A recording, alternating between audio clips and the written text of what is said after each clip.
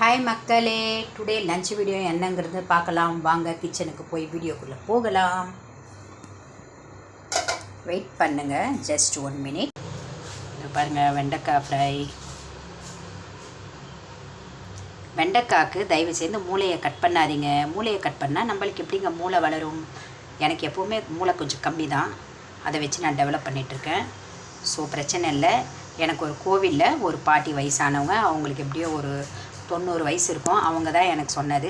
அதை நான் கீப்பப் பண்ணுறேன். நீங்களும் அதை கீப்பப் பண்ணுங்கள். நான் விளையாட்டுக்கு சொல்லலை, இது உண்மை சம்பவம் நடந்தது. இதையே நீங்கள் கீப்பப் பண்ணுங்கள் மக்களே.